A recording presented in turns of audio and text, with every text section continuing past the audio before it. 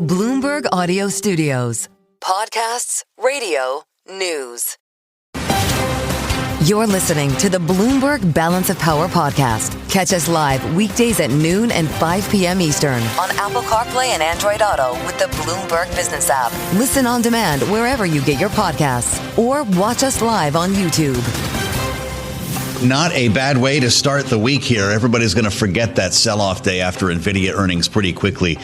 And of course, NVIDIA has a lot to do with China at the moment. We discussed this a little while ago with comments today from Howard Lutnick, speaking on Bloomberg Surveillance today about the decision facing President Trump when it comes to selling China high-end NVIDIA-made AI chips, not the Blackwell, but the H200. That's the current deliberation happening inside the White House. And maybe the phone call helped. If you're just joining us, they did talk today. Trump and Xi on the line.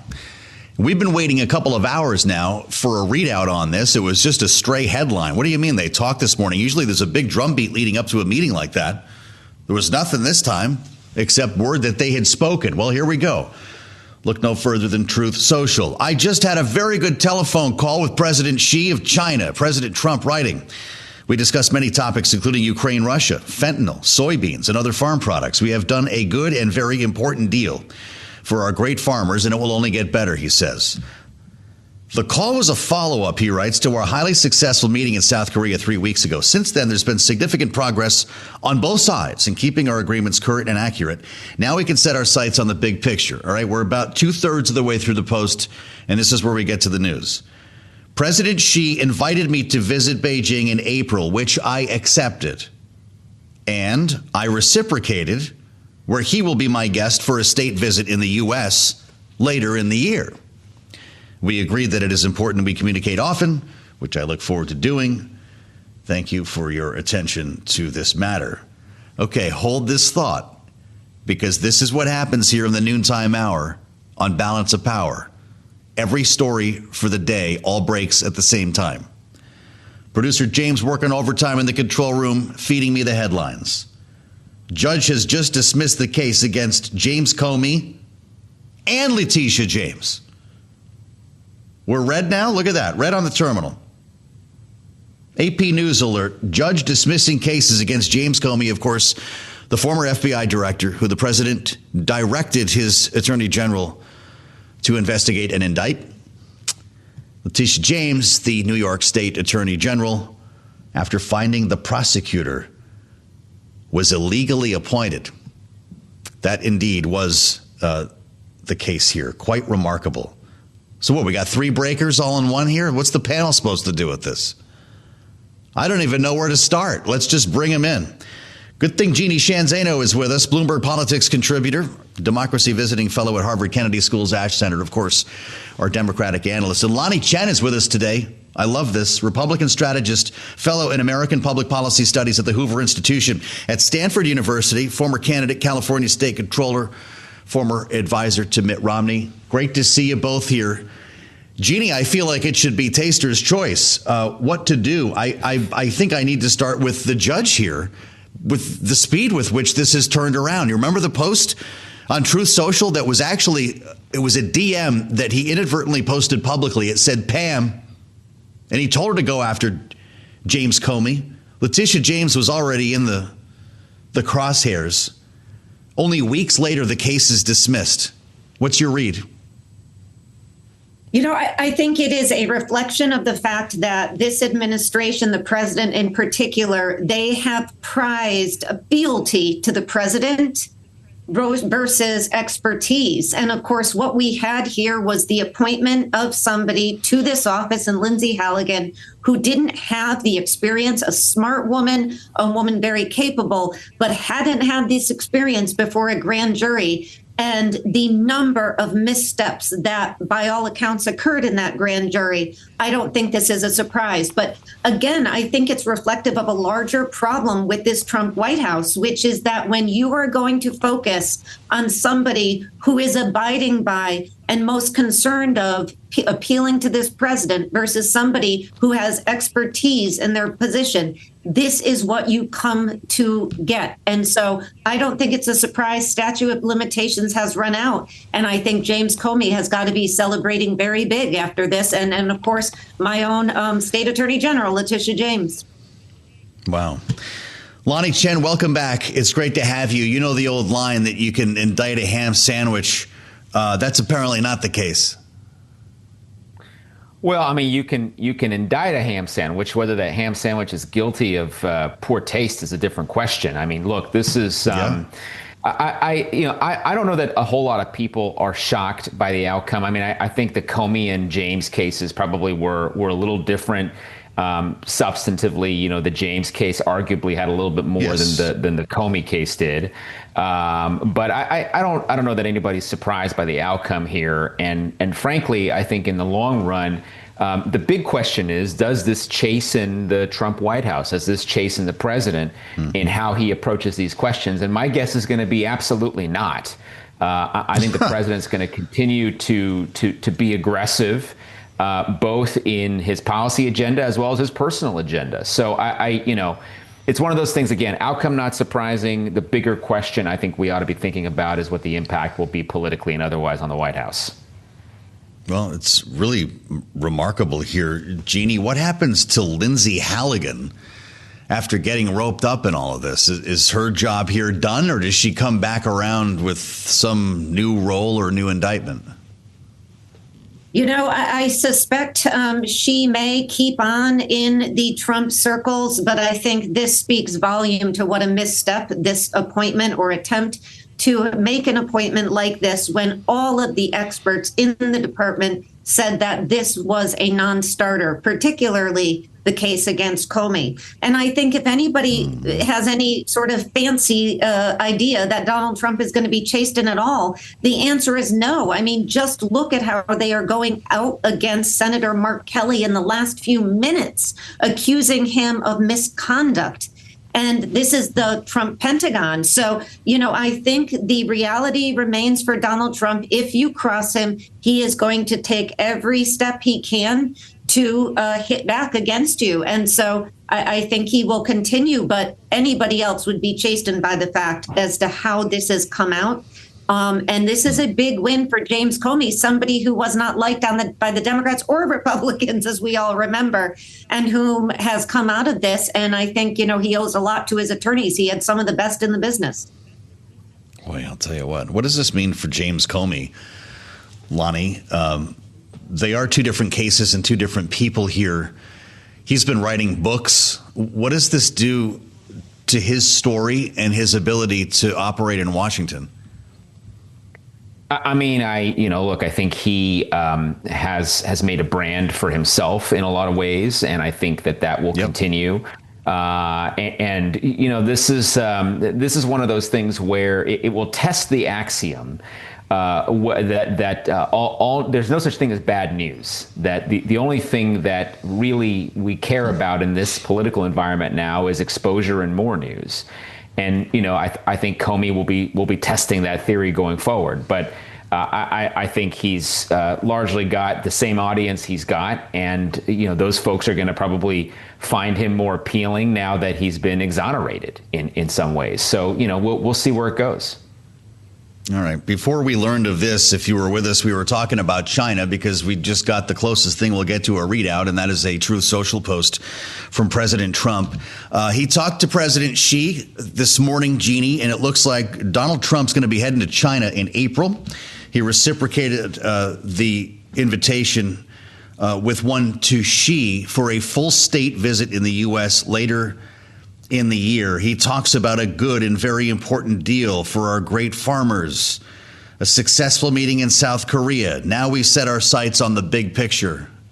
What's that big picture? I think this is a critically important development, particularly for the president now, given how he is being viewed in terms of the economy. And so, as you mentioned, the farmers issue, the issue of soybeans that they talked about, these visits, which I think are important in a continued conversation.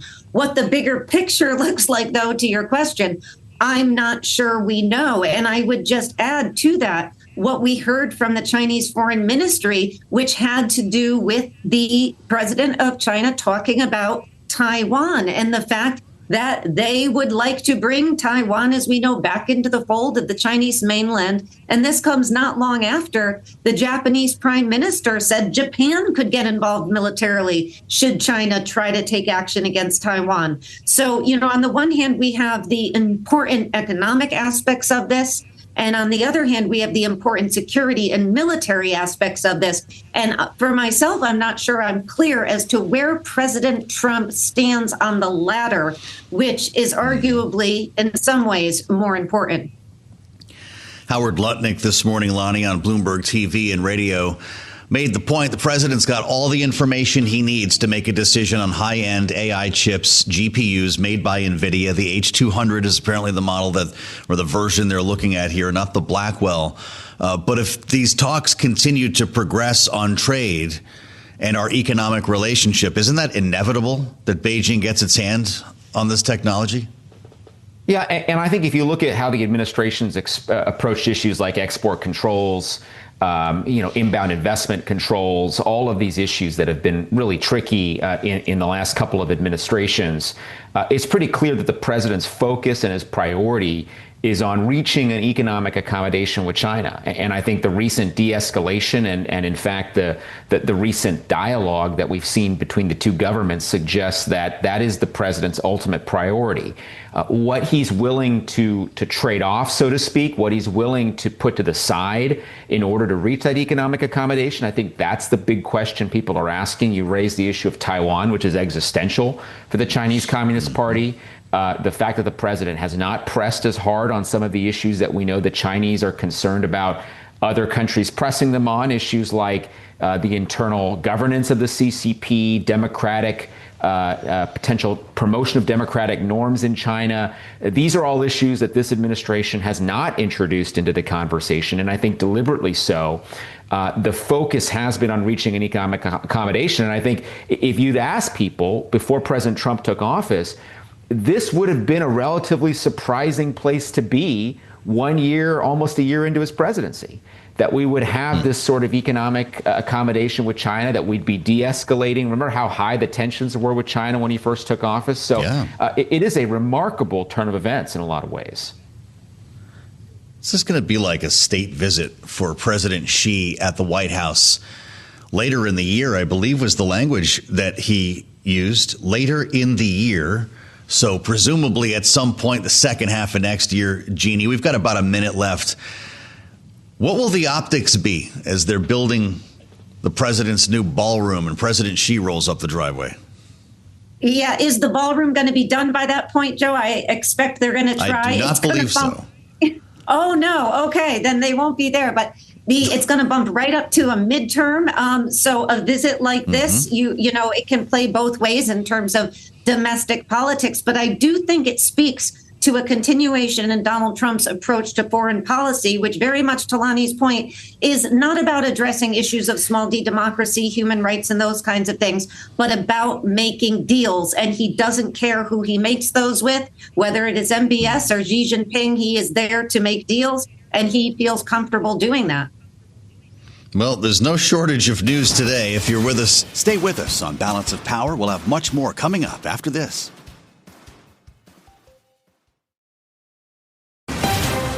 You're listening to the Bloomberg Balance of Power podcast. Catch us live weekdays at noon and 5 p.m. Eastern on Apple CarPlay and Android Auto with the Bloomberg Business app. Listen on demand wherever you get your podcasts or watch us live on YouTube. We talk politics in Washington with the breaker from the White House, the president himself on Truth Social, not only confirming the call earlier today with President Xi, but also at least putting his own stamp on what happened, calling it a very good telephone call with President Xi of China, one that included many topics, he says, including Ukraine, Russia, fentanyl, soybeans, and other farm products. He talked about their successful meeting in South Korea of a couple of weeks ago and made clear that he will be going to China. President Trump says he's accepted an invitation to visit Beijing in April, after which he reciprocated that President Xi will be a guest for a state visit here in the U.S. later on this year.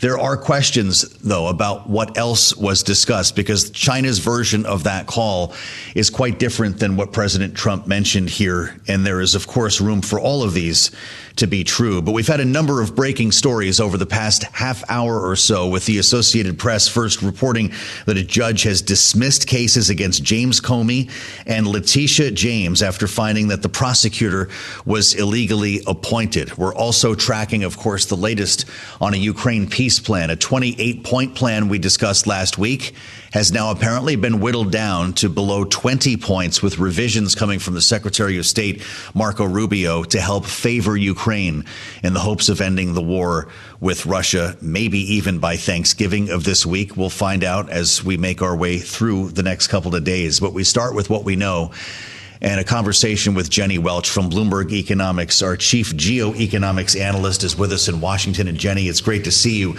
China had some other ideas that it said came up on this call, namely Taiwan. When the president describes this as productive and very good, how do we think the Chinese are describing it? It sounds from Beijing's readout to the call that they framed it in positive terms, that they felt that President Xi gave them respect on the matter, essentially recognizing that Taiwan is an issue that matters a lot to Beijing and one that is not to be trifled with, is I think how Beijing would frame that call. Now, what I think when they say Taiwan, what they're really referring to is this ongoing feud with Tokyo over statements that the prime minister there made about Taiwan soon after coming to power. And my bet is that this call was really about Beijing saying to Washington, let this play out. Don't get involved. Don't get behind your ally on this. Just let us play this out. The anatomy of a phone call between two world leaders like this can be complex. We don't assume that President Xi just picked up the phone, or do we, knowing that there would typically be days of preparations and a drumbeat in the media leading up to that meeting? Well, normally when things like this come together, it takes some advanced scheduling. These are two leaders, obviously, with pretty busy agendas, so you have to work that out. You have to work out the time difference.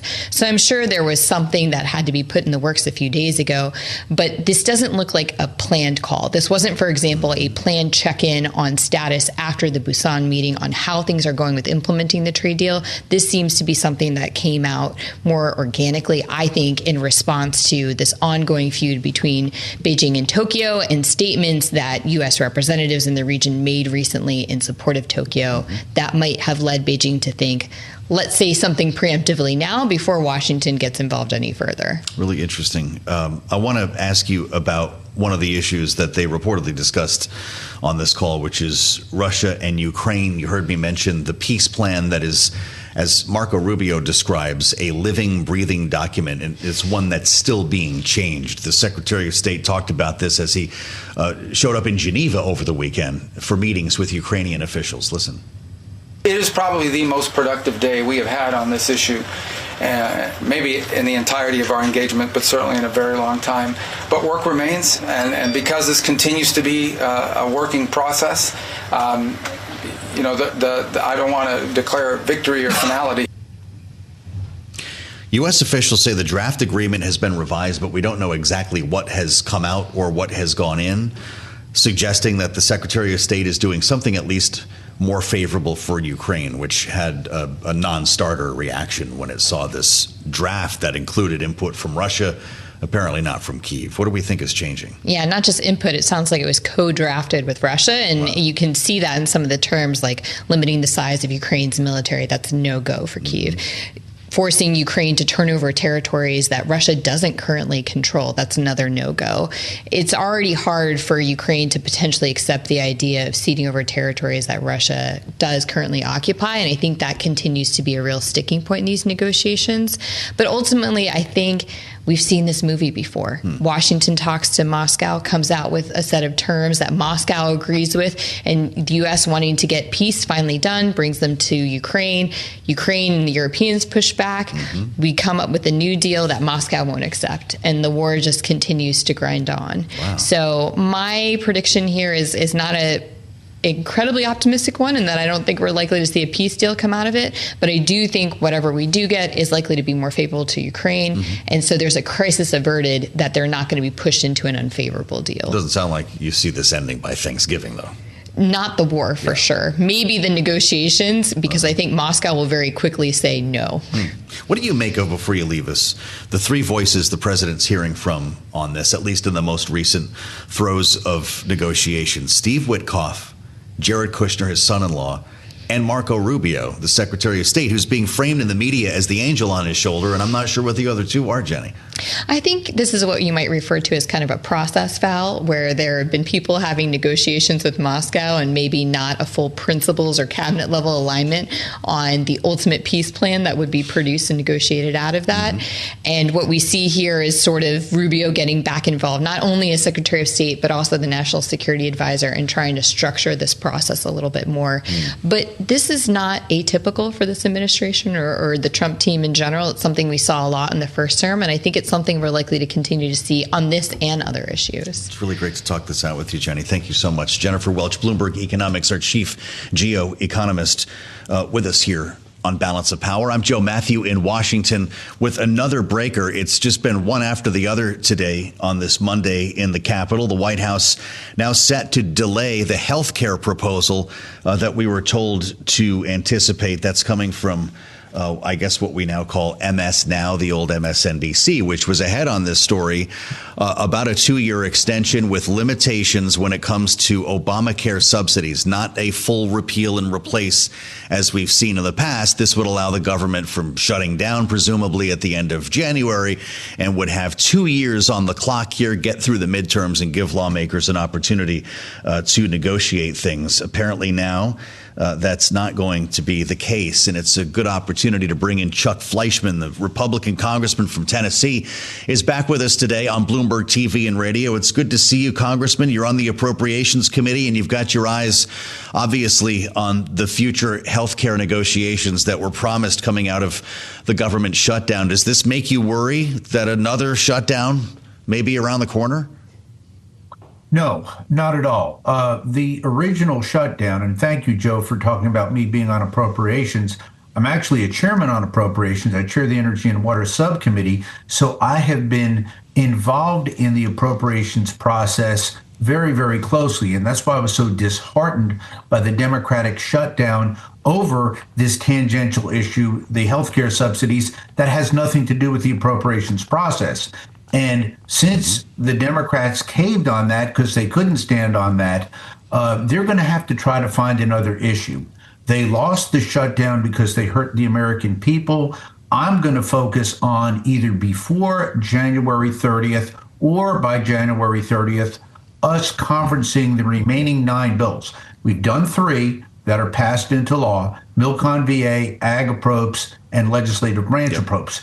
To our credit, that is done. We've got 9 more to go. I'm an optimist. I think we will get it done. I do think the Democrats hurt themselves on the ACA issues with the subsidies by bringing that in extraneously to a process that had nothing to do with it. They were making more progress before this. They hurt themselves with a lot of folks, particularly on the right.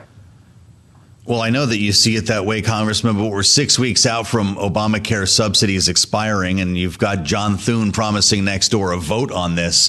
And I know there are even some Republican members, I won't say the name Marjorie Taylor Greene out loud, but some Republican members who've actually made quite a fuss about rising premiums. At some point, something needs to be done, right? You either extend this or you replace it with something. What do you think it should be? Well, bear this in mind. These were COVID era policies that were actually put in place. So this is not from the original Affordable Care Act, from the original Obamacare. And I would agree, we need as a nation to have comprehensive health care reform. But this just shows the Achilles heel of Obamacare, of the frailties. It was It was doomed from the inception. Many parts of it have fallen apart. It's not been what it was promised to be by President Obama and the Democrats back then. We need, as Americans, Republicans and Democrats, senators, members of the House, to really look at where we can actually fix the healthcare situation. The left has gone crazy. They want Medicare for all. They want these subsidies. But again, this was a non-issue. This was totally outside the process. Everybody in the Beltway knew this. That's why when the Democrats caved in, they had nothing to stand on. That's why so many in their base are upset. As for Ms. Green, I respect her opinions and the like. As you see, she's going to be leaving the House, vacating her seat. She's my neighbor right to the south, right across the Georgia line. She's in my media market. I wish her well, and we look forward to the next special election, which a Republican will win with ease in March. I suspect that that's true based on the makeup of that district. The White House plan that's just been delayed, Congressman, apparently includes a 2-year extension of the Obamacare subsidies and new limits on eligibility. There'd be some, for instance, income caps for enrollees to qualify for ACA tax credits, as well as minimum premium payments. Is that something that you could get your arms around to keep premiums from rising? I want to look at what comes out. Excellent question. Yeah. I was willing all along to discuss this issue. If you recall, when the Democrats shut the government down, and finally now they admit they did, for whatever reason, they say over these subsidies, they hurt people on SNAP, they hurt women, infants, and children, they hurt poor people, they hurt working people, they hurt the country. The issue of these subsidies is an important issue, but as you recall, I think we need to look at the overall system for reforms. As I understand these subsidies as they exist now, they're giving it to people who are sometimes 400 times the poverty level. So if we're going to help people, let's help people who are truly needy and not those who are not in need just for some hypothetical political win for the Democrats. But I still go back to the fact Democrats hurt themselves on a tangible issue that was outside the appropriation process. If they'd have continued to negotiate with our speaker, with Republicans, you would have found a lot of Republicans coming to the table to talk about that issue, but in its proper lane, outside the appropriation process, where it's always been. Well, I'll tell you what, when everybody comes back at some point, there's going to need to be a funding mechanism. And as the appropriations man yourself, you just ticked through some of these spending bills. Do we really believe that you can get 12 spending bills passed and a government funded before January 30? Or do we need another CR in there somewhere? Because whether it's now, January 30, February 30, it would be the first time in a generation, I think, that happened, Congressman. Well, Joe, you raise an excellent point. Let me take it backwards to forwards. We do not need a government shutdown. It is always wrong to shut the government down. That's why I'm still furious with Chuck Schumer for this blatant lie, this myth that he perpetrated on the American people.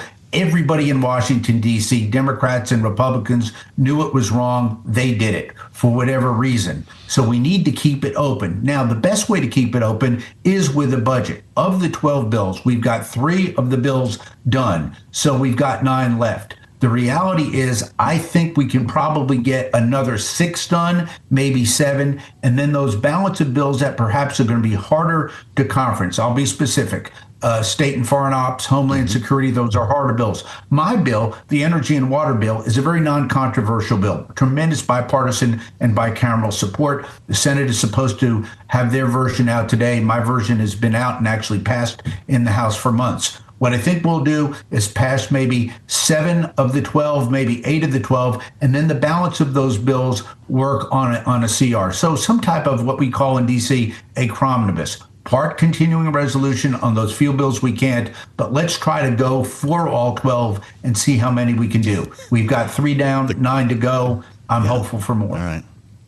Fantastic. I need to ask you about the election that is looming, a special in your state of Tennessee, December 2nd, to fill former Representative Mark Green's seat. Democrats are putting a lot of money into this, and you might have seen some writing at Punchbowl this morning. They're crunching numbers here. In a world in which Democrats flip that seat and get a couple of others here, keep Mikey Sherrill's seat in New Jersey, not to mention the one in Houston, the late Representative Sylvester Turner's seat. Correct. Republicans could have something like a 2-seat margin if this does not go your way. Will Tennessee, in our remaining moment, keep that from happening? Yes, you're absolutely right. Looking at that, Chad Pergram had a very good article on the entire situation today. Punchbowl did as well. Let me explain pretty much where this is. You're absolutely right. That it's got to be quick, though. Sorry, sir. Sir? Just got to be quick. Sorry, only about 30 seconds. The Dems will win in Houston. Van Ips will win in Tennessee, maybe not by 20 points. He'll beat Afton Bain with ease. The New Jersey seat will be Democratic, and the Marjorie Taylor Greene will be Republican. We'll be up by probably 2 to 4 narrow margins, but we can govern with narrow margins. Political analysis from Chuck Fleischman. I love this. The Republican congressman from Tennessee with his take. Thank you, Congressman. As always, we never even got to nuclear. It's a Monday in Washington. Thanks for being with us on Bloomberg. Stay with us on Balance of Power. We'll have much more coming up after this. You're listening to the Bloomberg Balance of Power podcast. Catch us live weekdays at noon and 5 p.m. Eastern on Apple CarPlay and Android Auto with the Bloomberg Business app. You can also listen live on Amazon Alexa from our flagship New York station. Just say, Alexa, play Bloomberg 1130. The Secretary of State describes the peace plan for Ukraine as a living, breathing document. Every day with input, he says, it changes. And that, of course, was the story over the course of the weekend. The Secretary of State dispatched to Geneva to meet with Ukrainian officials about this peace plan that is still evolving. In fact, revisions were made following the Secretary's meeting with Ukraine to make this more favorable, more palatable to Kyiv. In a week, of course, President Trump said he wanted this done, putting forth a Thanksgiving deadline. The Secretary of State walking that back a bit as well, saying the deadline is that we want to get this done as soon as possible. We'd love it to be Thursday. The important point today is that we have made substantial progress. Progress was the word that came out of this meeting, with questions remaining about the source of this 28-point plan. Was it in fact drafted with the help of the Russians? In a tweet on Sunday, the Prime Minister of Poland, Donald Tusk, brought this to the fore, saying that he and other leaders are ready to negotiate. Quote, however, before we start our work, he wrote, it would be good to know for sure who is the author of the plan and where it was created, unquote. Much of this rides on security guarantees, whether Ukraine must give up territory or not, and we still need to see exactly where this plan stands now following the revisions. The security guarantees by the U.S. and by our European allies will be key to anything moving forward here, with the White House invoking, at least privately, something along the lines of an Article 5 violation if Ukraine were attacked. It's not just the Poles who are weighing in here, the Lithuanians as well. Speaking with Bloomberg's Oliver Crook this morning, Lithuania's foreign minister, Kęstutis Butrius, speaking about the prospect of a security guarantee. Let's listen together. We cannot build our security on the hope that Russia will keep the promises. They never did, and they do not respect the international law. Why they should, in the upcoming 5, 10, or 20 years? They won't. So that's why we need a credible working deterrence system, and that it is building the European security with Ukraine. And it's for us to decide how we will do it. It's not for the others, and especially not for Russia. Especially not for Russia, he says, even though Russian fingerprints are all over this peace plan. It's where we start our conversation with Angela Stent, senior fellow at AEI and author of Putin's World, Russia Against the West and with the Rest. Angela, it's great to see you. Thank you for joining us. Could these revisions be made enough that Ukraine, in fact, accepts this peace plan?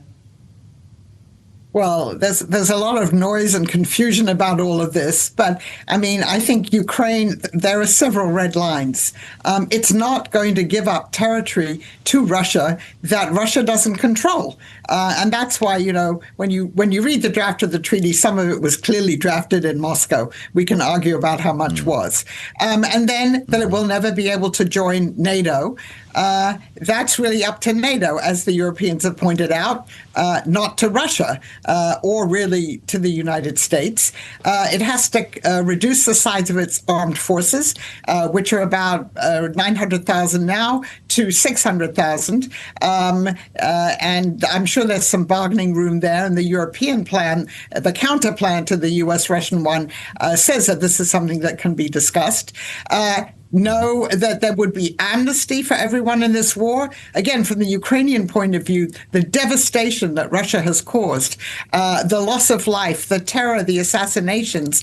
Putin, anyway, has been declared a war criminal by the International Criminal Court. So there are a number of red lines, I think, here for Ukraine. But clearly, this is a bargaining process that's going on. It's obviously not going to be completed by Thanksgiving. And the question, one of the questions for me is Russia going to drag this out now and say it's interested in a serious negotiation so that it can continue to make some advances along the battle lines in the hope that next year Ukraine will be in a weaker position than it is now? Well, that would be right out of the Putin playbook. What do you think, Angela, about the individuals who have brought us to this point? We, of course, know Steve Witkoff has been deeply involved. Apparently, Jared Kushner, the president's son-in-law, as well. But then to see the Secretary of State come in with changes in Geneva, are they all on the same page or not? Well, clearly this was drafted by Kirill Dmitriev, who's the head of the Sovereign Wealth Fund in Russia, and Stephen Witkoff. Dmitriev came to the United States. We made an exemption to grant him a visa, even though he's actually not supposed to get one. And he met in Miami with Mr. Witkoff, apparently with Jared Kushner, and they drafted this.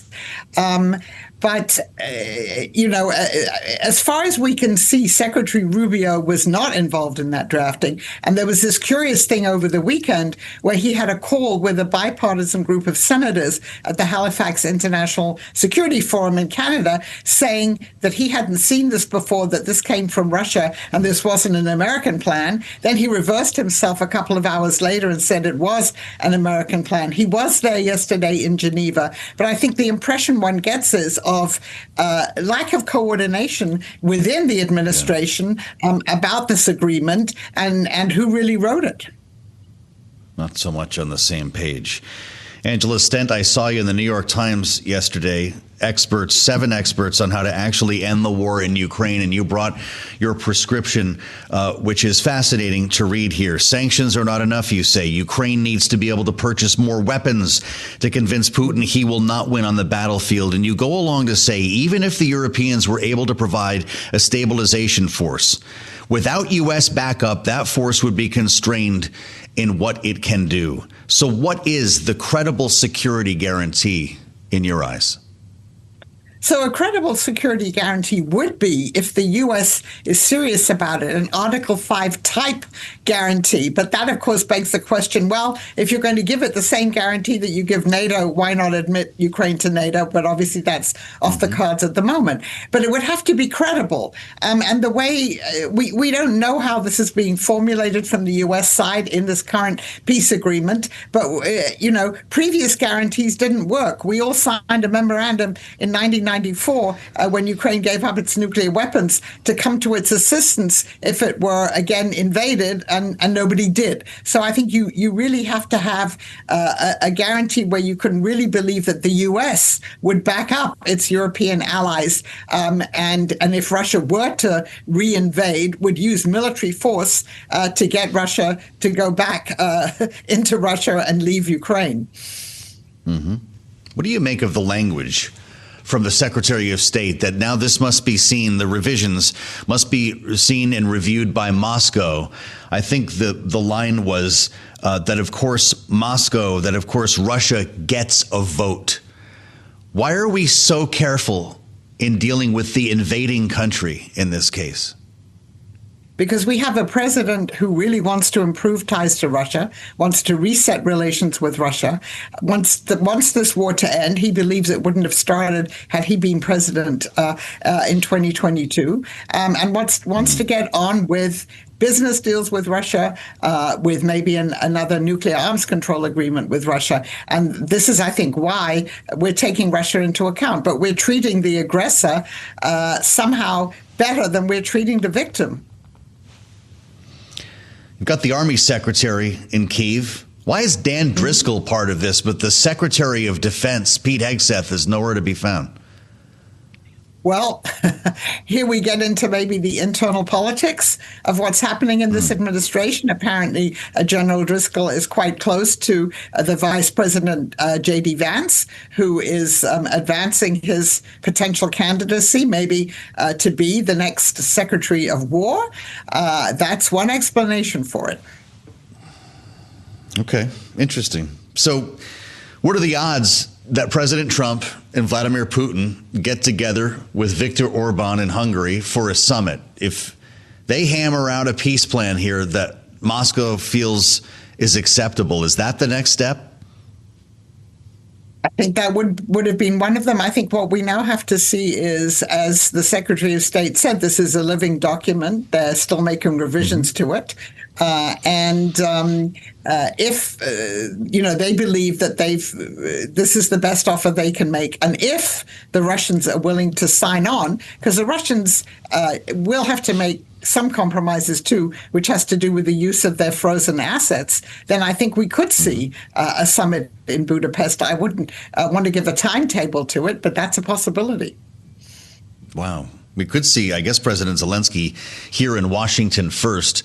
The reporting is he could make a visit as soon as this week if this comes together. Is that a smart move for him now, Angela? It seems to be, 1 out of 4 visits go pretty well for him at the White House. He found himself on the other side of the cabinet room table last time he was here, with reporters crowding behind him, and didn't exactly get the treatment that Viktor Orban got. Why come to Washington?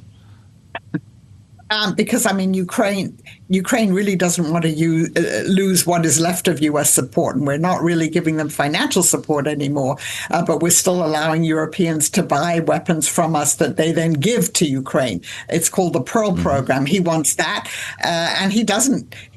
I don't think he wants to antagonize President Trump any further. But, the last time we were here, he was there. As you said, he was asked tough questions. But on the other hand, you can see the photos of the two leaders, the two presidents, smiling. And then we have this complete reversal from President Trump tweeting out yesterday that Ukraine was ungrateful, using really the same words that he used during that disastrous Oval Office meeting in February. So if Zelensky did come here, it would be really to reinforce the fact that Ukraine is willing to sign a peace deal, to have an immediate ceasefire along the current lines of contact, in other words, not ceding territory to Russia that Russia doesn't control. And that's why he would come here. But I'm not sure that it would be that advisable at the moment. I'm sure that he would wait and see how this now plays out with the meeting yesterday between the United States, Ukraine, and then there were some Europeans there. And then there's also a European plan, which Secretary Rubio says that he hasn't read yet, but maybe taking some of that into account too. Yeah, it does seem interesting how we always get back to square one on the rhetoric here. It looks like the gears are turning once again on Russia sanctions on Capitol Hill, Angela Sten. In our remaining moment or so, I wonder if you see that hastening the acceptance of a peace plan. Is that motivating Donald Trump or Vladimir Putin? So I'm afraid you just cut out. I didn't hear your question. The prospect of sanctions in our remaining moment, will that hasten a peace deal? Yeah. I mean, that's the intention of it, certainly to put more pressure on the Russians. There is that, Senate bill that could be signed any moment, and President Trump could sign it too. That's to get the Russians to seriously sit at the table. I don't know how effective that will be, but that's certainly the intent of it. Well, we'll see if it goes anywhere. Angela, thank you for joining us. It's been some time since we had a chance to speak with Angela Sten. The book is Putin's World, Russia Against the West. And with the rest, senior fellow at AEI. We'll keep tabs on this story that could develop again today with the Secretary of State back in the United States following his trip to Geneva and revisions that are actively being made to the peace plan. Breaking news as well. James Comey, Letitia James, charges dropped. The indictments have been thrown out against both of them in a story that we're still getting our heads around here. Thanks for listening to the Balance of Power podcast. Make sure to subscribe if you haven't already at Apple, Spotify, or wherever you get your podcasts. And you can find us live every weekday from Washington, D.C. at noontime Eastern at Bloomberg.com.